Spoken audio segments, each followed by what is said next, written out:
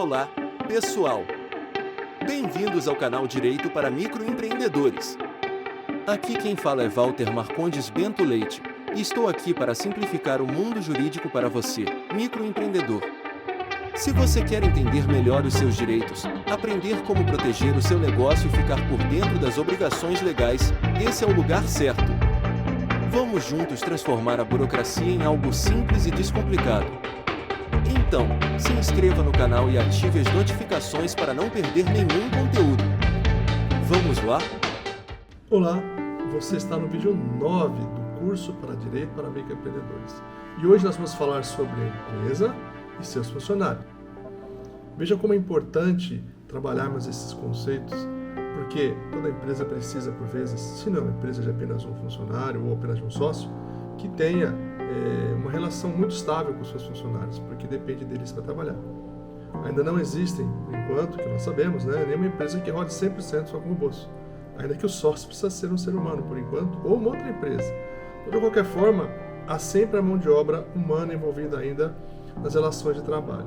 E para as empresas tradicionais de hoje em dia, nós temos a figura do funcionário, que é muito importante porque é ele que faz, é ele que representa, ele que entrega aquilo que a empresa se propõe a fazer. Então, nada mais justo que tenha uma boa e saudável relação entre os funcionários, a empresa e seus sócios. O importante é entender que no Brasil nós temos uma lei extremamente protetiva, importante e protetiva para os trabalhadores, que é a consolidação das leis do trabalho. Lá é importante porque ela começa definindo o que é empregador e o que é empregado. E isso é importante que, por vezes, a relação ela pode ser um pouco obscura.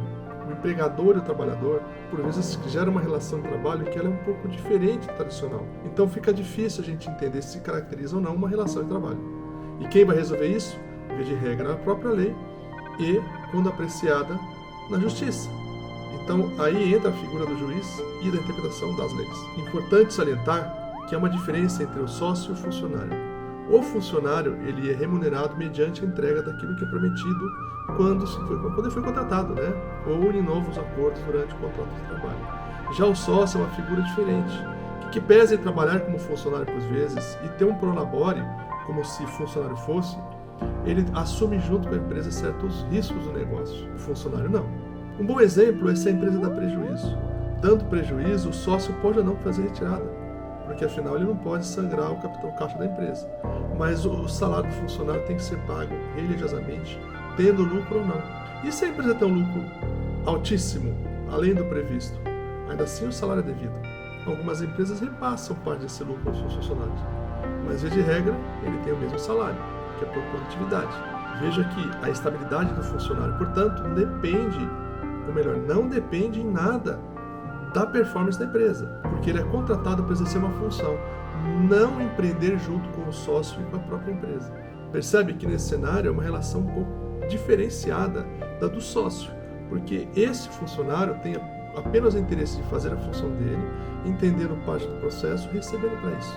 Diferente do sócio, que tem que olhar para a empresa como um todo, entender todos os riscos, todas as possibilidades de ônus e bônus.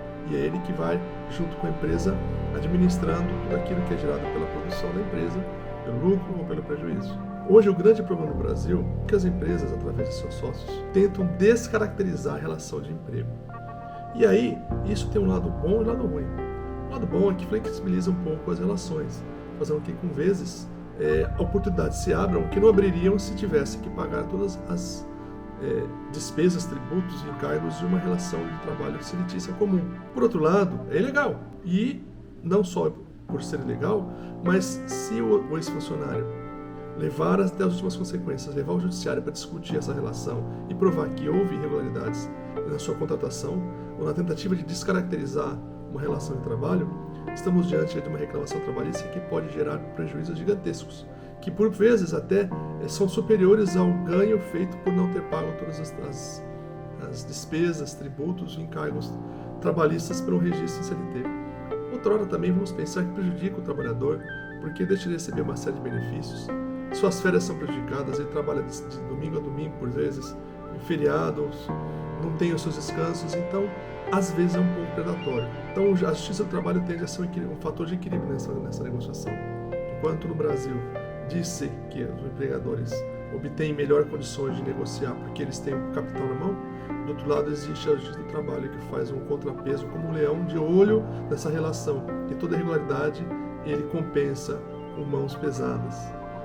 Então, o melhor caminho sempre é fazer o certo, pagar todas as despesas corretamente, registrar os funcionários devidamente, ter toda a relação do que é necessário dentro da consolidação das leis do trabalho e outras normas afins. Importante ainda lembrar, se é uma empresa, se tem alguma questão que pode ser prejudicial à saúde, que tem os EPIs adequados, são os equipamentos de proteção, que tenha sempre a visita de bombeiro, de engenheiros técnicos para ver se a empresa está dentro dos conformes, sempre renovando, né? São custos do negócio que têm que ser sempre lembrados. Voltando um pouco na discussão da descaracterização do funcionário, nos preocupa hoje a grande tentativa de pejotizar as relações de trabalho, que é transformar um funcionário que deveria ter uma CLT numa pequena empresa sendo subcontratada, né? É a pejotização. Então, a pessoa abre um e-mail ou um CNPJ, ela presta serviços para o seu empregador como se fosse um contratado. O grande problema disso é que é muito fácil descaracterizar essa pejotização. Basta você verificar os artigos da lei, em especial os artigos que falam justamente de qual é a relação do trabalho, que ali estarão presentes as características que consideram uma pessoa como empregado. E ali você vê que não importa a formalidade que você segue, se tiver presente aqueles requisitos, é empregado, e assim vai ser descaracterizado na Justiça do Trabalho, gerando um ônus gigantesco para o empregador. Olhando no quadro, vamos ver qual é o artigo da CLT que determina o que é empregado. Artigo 3º da CLT. Considera-se empregado toda pessoa física que prestar serviços de natureza não eventual a empregador, sobre a dependência deste e mediante salário. Então vemos que existem alguns elementos. Pessoa física, está descrito no artigo de lei, no seu texto, ou seja, eu não posso considerar empregado uma empresa, mas a pessoa que ali trabalha, sim, a pessoa física. Ela tem que prestar serviços de natureza não eventual, ou seja, deve ser contínuo, regular, não pode ser esporádico. Não basta eu instalar um móvel numa casa uma vez na vida e dizer que ali é uma relação de emprego, que não há. Essa relação ocorre quando ela é não eventual. E a subordinação, ou seja, o trabalhador deve estar sujeito a ordens e orientações do empregador. Lembrando aqui que subordinação pode ser de vários tipos, pode ser subordinação financeira, pode ser subordinação de ordem de comando e outras subordinações, tecnológica. Então, por vezes, a Justiça do Trabalho tem entendido que subordinação não é simplesmente porque você recebe ordens do patrão, né? Você tem a obrigação de ter sobre alguém diretrizes de trabalho, pode ser considerado como subordinação. Voltando então ao quadro, mediante salário. Então, havendo o pagamento de uma remuneração pelos serviços prestados. Aqui sim é a chave. Eu tenho um valor mensal que lhe corresponde à hora de trabalho, algo semelhante a um salário, né? Então tem que ter um valor médio semelhante aos meses subsequentes. Tem que ter a subordinação, né? Que seja estar sujeita a ordem de alguma forma. Ela não pode ser eventual, não pode ser uma vez ou outra, tem que ter um rito, tem que ter um período, uma periodicidade que está ocorrendo. E tem que ser pessoa física, não pode ser empresa. Note, pessoal, que é muito importante essa discussão, porque se você conseguir, numa reclamação trabalhista, descaracterizar um desses elementos, não é relação de trabalho. Por outro lado, se você provar que todos eles estão presentes, não importa o nome que a gente pode pôr nessa relação. Prestação de serviço, enfim, trabalho, não importa. O nome que você quer dar, chegou na Justiça do Trabalho, estão presentes esses 4 elementos, nós estamos diante de uma relação de trabalho. E aí, se você fez uma contratação via PJ, todos os reflexos que você deixou de fazer até 5 anos para trás serão cobrados de você. E muito difícil de você reverter isso, porque estamos trabalhando numa questão de ser legal. Agora, eu vou deixar aqui uma pequena reflexão muito importante para os amigos que têm empresa e funcionários. Tem acontecido recentemente na Justiça do Trabalho, nós estamos gravando esse vídeo em novembro de 2024. Então, pode ser que se você olhar para frente ou para trás, essa informação pode estar um pouco diferente, mas tem acontecido bastante no Justiça do Trabalho recentemente o seguinte cenário. O empregado chega, faz a reclamação trabalhista e coloca todos os pedidos dele. Vem o empregador, que é o reclamado, e vai lá e faz uma defesa genérica. Nega tudo que o empregado, que o reclamante está pedindo, e não coloca um único documento no processo para sua defesa. Nada. Só a procuração do advogado, documentos da empresa, do sócio, contrato social e a defesa. Tem casos que tem juízes que estão considerando isso litigância de má-fé, pedindo inclusive até a instauração de questões criminais para o Ministério Público do Trabalho. Você tem que ter alguma coisa no seu funcionário. Documentação. De preferência, toda a documentação. Toda a documentação pertinente a essa relação de emprego. Contrato de experiência, registrado em carteira, deu o prazo que foi efetivado, contrato de efetivo, ou no contrato inicial já prevê as duas coisas, novo registro de que não é mais experiência, foi efetivado, contrato de trabalho delimitando o que faz, remuneração, hora de trabalho, toda essa parte é muito importante. Se você tem um número X de funcionários, 10 ou mais, de acordo com a lei, você tem que ter um relógio de ponto, providencie esse equipamento, não fique só no caderninho. Tente pôr um de biometria, porque aí não tem como o funcionário falou que ele não passou o dedo. Ele pode dizer que ele era obrigado a passar em certo horário, mas ele não pode dizer que ele não passou o dedo. Então aí vai dificultando ele dizer que ele fez hora extra ou não. Independente disso, teremos que ter testemunhas no decorrer de um processo contra a nossa empresa. Eu gostaria de reforçar aqui o custo de uma reclamação trabalhista versus pagar o valor de uma contratação cheia.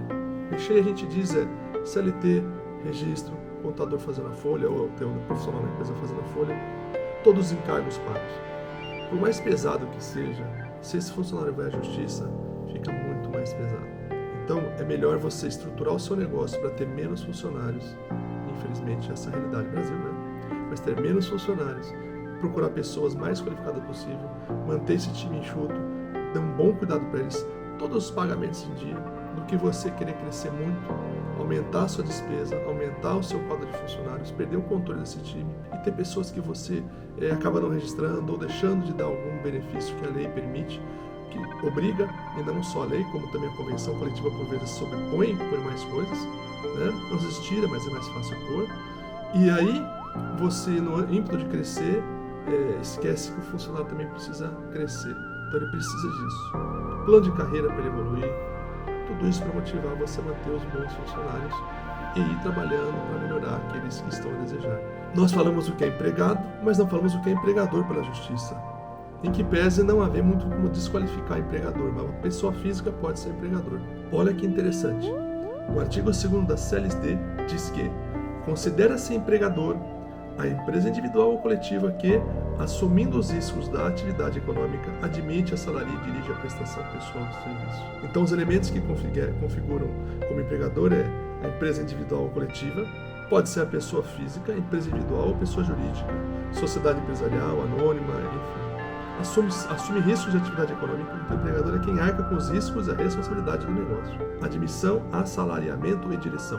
Então cabe ao empregador contratar, remunerar e organizar o trabalho dos empregados. Além disso, nós temos o parágrafo único do artigo 2º, que amplia um pouco esse conceito para empregador. Equiparam-se ao empregador, para os efeitos exclusivos da relação de emprego, profissionais liberais, instituições de beneficência, associações recreativas ou outras instituições, ainda que sem fins lucrativos, que admitem trabalhadores como empregados. Então veja como é importante que a lei ela amplia para dizer que não basta querer lucro, né? Às vezes é uma associação sem fins lucrativos. Se ela contrata, ela também é obrigada a honrar com todos os encargos de você ter um funcionário contratado pela CLT. Importante ainda destacar a função social da empresa. A empresa não é apenas um instrumento de lucro, mas ela tem responsabilidade social, incluindo a garantia de condições dignas para seus empregados e a contribuição para a sociedade. E então, gente, deixar claro que a empresa ela é muito importante porque ela não existe somente para ter lucro, como muitos dizem. Ela existe para prestar um serviço à sociedade, abastecer uma região, produzir algo de interesse da comunidade e, por fim, remunerar os seus empregados que estão fazendo o quê? Dando dignidade para as famílias de seus empregados. Então, esta função é muito importante. A empresa, por si só, quando ela tem pessoas que seguem o seu produto, que gostam da sua filosofia, acabam interagindo e sendo influenciadas também pelas filosofias da empresa. Dependendo do negócio, influencia uma comunidade também, uma empresa dependendo do seu segmento. É muito importante entender a função social da empresa. Por isso que nós dizemos que, às vezes, uma reclamação trabalhista tão pesada, com uma sentença tão dura, pode falir um negócio. Um funcionário pode fazer uma empresa com 30 funcionários quebrar. Então, você está olhando para uma família, colocando outras 30 no prejuízo. Então, é esse ponto de equilíbrio que nos preocupa um pouco ainda no Brasil, na atuação da Justiça do Trabalho. E vamos agora, no quadro, olhar os princípios norteadores da relação de trabalho. O princípio da proteção busca equilibrar a relação entre empregador e empregado, protegendo o trabalhador, considerando ele sempre a parte mais vulnerável na relação. Até porque o empregado, né, ele não tem muito poder de negociação. Vamos imaginar um trabalhador desempregado por 6 meses, com as suas contas vencendo, com dificuldade de ter o que comer. O que ele vai fazer para conseguir o emprego? Ele vai aceitar qualquer condição que o empregador colocar, percebe? Por isso que a Justiça do Trabalho vem para institucionalizar e normalizar essa relação, ter um mínimo de salário. Por isso que existe o salário mínimo também, para dar um mínimo de dignidade para a pessoa, garantido em Constituição, inclusive, né? Não é só na consolidação da Justiça do Trabalho, não. A aplicação desse princípio é incluir normas com a irredutibilidade salarial, condições dignas de trabalho e a priorização da interpretação mais favorável ao empregado. Veja que no Brasil é proibido reduzir salário. Você começa contratando a pessoa por R$1.000, você não pode, depois de tempo, cair para 900.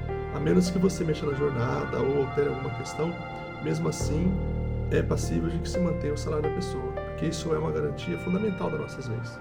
Vamos voltar ao próximo princípio do quadro? Princípio da irrenunciabilidade de direitos. Os direitos trabalhistas são irrenunciáveis, ou seja, o empregado não pode abrir mão dos direitos previstos em lei, mesmo por acordo. A aplicação disso. Não pode, por exemplo, não ter as férias, não pode abrir mão do 13º, descanso semanal remunerado, não pode ser negociados ou eliminados. Na justiça a gente fala que são direitos indisponíveis, ou seja, não é a vontade minha, eu não abro mão porque eu quero. Esses direitos eles são garantidos por lei, que eu não posso abrir mão. Mesmo que eu abra mão por escrito, eu não tenho esse direito de abrir mão dele na justiça. É que nem eu falar, pode me matar. A pessoa que me mata, mesmo concedendo, é homicídio, do mesmo jeito. O exemplo é do direito criminal, mas eu estou querendo dizer o seguinte: direitos indisponíveis, a pessoa não pode abrir mão. Por mesmo que ela abra, a lei não permite. São direitos que ela não pode perder, porque a lei não permite. Quer contratar alguém, tem que pagar esses direitos todos, tem que fazer todas as obrigações que estão ali na lei.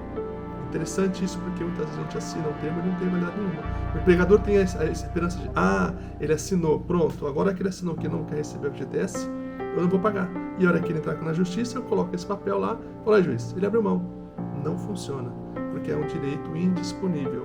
Então, pode até ser considerado uma má-fé sua pelo juiz de você querer tirar um direito que o trabalhador tem direito e não pode ele negociar isso. É inegociável, percebe? Vamos voltar lá para o quadro? Princípio da continuidade da relação de emprego. Presume-se que o contrato de trabalho tem caráter contínuo e não transitório, salvo comprovação em contrário. Por exemplo, se você garante a estabilidade e a previsibilidade do vínculo empregatício, você está promovendo a segurança do trabalhador. Neste caso, você só pode ter um contrato com fim se você contrata a pessoa por tempo determinado. Aí tudo bem, encerrou, faz o famoso passa-régua, né? Faz a saldo salarial, todas as despesas decorrentes da negociação contratual e encerra ali o contrato. Mas se é um contrato por tempo indeterminado, a Justiça do Trabalho, a legislação vai sempre tentar manter esse contrato, a menos que por qualquer razão não se queira por um motivo maior. E nesse caso, toda a remuneração deve ser paga, as multas pela demissão e tudo mais, né? Aquele 40% de fundo de garantia, aviso prévio e tudo mais. Voltando ao quadro, o princípio da boa-fé. O princípio da boa-fé, ambas as partes, empregador e empregado, têm que agir com honestidade e lealdade. Esse princípio fundamenta a confiança mútua entre as partes e reforça a ideia de cooperação no cumprimento das obrigações trabalhistas. Note que, por vezes, a gente quer mandar embora alguém por justa causa, porque não tem mais confiança no funcionário. Tem que olhar na lei se tem alguma das alíneas lá que permite fazer isso. Senão você vai ter uma invertida na Justiça do Trabalho. É muito comum você fazer a demissão por justa causa, o trabalhador vai na Justiça do Trabalho e inverte. Você tem que pagar para ele como se fosse demissão normal. E aí as custas vêm altíssimas. Veja no artigo 482 da CLT, tem uma lista, um rol da linha A até a linha M, de possibilidades de você fazer uma justa causa dentro da lei. Alguns exemplos. Vamos ver aqui. F. Embriaguez habitual em serviço. Se o funcionário chegar bêbado na empresa e provar que ele estava bebendo, estava bêbado no serviço, você pode rescindir o contrato com ele. Detalhe, cuidado, que alcoolismo inveterado é considerado uma doença com suicídio. Você tem que afastar o trabalhador, é um procedimento complicado. Então tem que ser feito com calma, consulte com o advogado, não vai sair demitindo porque ele simplesmente chegou bêbado, não. Entenda o cenário, porque senão você pode ter problemas na Justiça do Trabalho também. Uma coisa é embriaguez, outra coisa é alcoolismo. Muito cuidado. Outro, abandono de emprego. A pessoa sumiu, não vai. Lembre-se que abandono de emprego tem um procedimento também. Tem um período que você tem que notificar ele de alguma forma. Ele tem que estar ciente que está sendo rescindido porque ele abandonou. Você tem que fazer um depósito dos valores na conta dele e guardar isso tudo. Tem que fazer um dossiê disso e guardar. É muito comum mandar uma cartinha de abandono de emprego, o funcionário aparece no dia seguinte e fala, voltei. Aí você tem que descontar o salário e manter ele lá, dependendo do prazo que ele sumiu. Pode dar uma advertência, enfim, mas uma justa causa, muito cuidado, não é tão simples assim. Violação de segredo da empresa, na linha G, interessante isso também. Se existe uma cláusula que esse trabalhador lida com informações cruciais e secretas, se ele fez vazar, justa causa. Vamos ver se tem mais alguma legal? Prática constante de jogos de azar. Esse é muito interessante. Tigrinho, tá na moda. Se pegar funcionário jogando tigrinho, constituiu prova inequívoca de que ele fez isso mais de uma vez, reiterado, justa causa também. Tem outros aqui, mas eu não vou elencar agora, porque senão o vídeo fica muito longo. Mas é para você ter uma ideia que existe uma lista do que você pode considerar justa causa e o que não pode. Cuidado para não mandar embora um funcionário de forma errada, que aí refazer tudo isso pode ser muito mais custoso e trabalhoso do que simplesmente tomar o caminho certo, correto? Esse princípio é legal. Primazia da realidade. Vamos para o 4. Esse princípio diz que prevalece na relação de trabalho o que é a realidade dos fatos, acima do que está formalizado no contrato, no papel ou no documento simples. Exemplo, em caso da pejotização, um vínculo empregatício pode ser reconhecido judicialmente se houver subordinação, arbitrariedade e remuneração. Veja que a gente começou o vídeo falando disso, né? Não adianta você ter um contrato, a pessoa abrir um mês, você paga a nota fiscal para a pessoa, mediante nota fiscal, ela paga os impostos, não adianta. Se tem essas características, arbitrariedade, subordinação e remuneração constante, né? Nós estamos dentro de uma caracterização de uma relação de trabalho. Então, numa justiça do trabalho, facilmente se desfaz essa pejotização. Princípio da dignidade da pessoa humana. Vamos para o 4. O trabalho deve ser realizado em condições que preservem a dignidade e os direitos fundamentais do trabalhador. Inclui condições de trabalho seguras, remuneração justa, respeito à saúde e bem-estar dos empregados. Lembre-se que isso é importante porque dá ensejo para aqueles casos de dano moral. Aquele patrão que xinga o funcionário, que humilha na frente dos outros, ou alguns abusos de ordem de gênero, coisas do tipo. Gera dano moral porque fere esse princípio. Muito cuidado que tem vindo multas altas muitas vezes. Muito cuidado. Vamos para o último princípio, função social do contrato de trabalho. Este é muito importante também. O contrato de trabalho deve ir além dos interesses individuais, tem que contribuir para o desenvolvimento econômico e social. Então, aqui promove a responsabilidade da empresa em garantir emprego e gerar impacto positivo na sociedade. Porque a empresa tem que manter os funcionários tanto quanto ela puder. Porque quando você manda alguém embora, é alguém que está no mercado procurando emprego, uma família que vai passar fome no tempo, ou vai desarticular alguma situação, muitas vezes é um pai de família. Então a gente tem que pensar sempre nisso tudo. Então veja que os princípios da justiça do trabalho são importantíssimos. E eles são aqueles freios e contrapesos que regulam a relação entre a empresa e seus funcionários. Então é muito importante que exista que tipo de relação entre a empresa e os funcionários? Uma relação leal, de lealdade, mas aquela não lealdade cega, mas aquela que segue princípios juntos, que olha a mesma direção, em que patrão e funcionário têm uma relação cordial, que o salário seja digno, que o trabalho seja digno, não seja trabalho degradante, que seja saudável esse ambiente, que as pessoas vão e voltem da empresa todos os dias satisfeitos com a sua produção, se sintam úteis para o seu negócio e para os outros.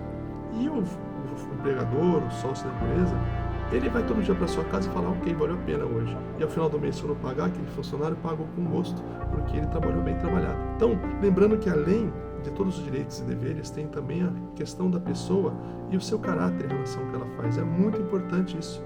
Então, se você é um funcionário de uma empresa, gostando ou não dela, você é peça fundamental para o negócio. Dê o seu melhor.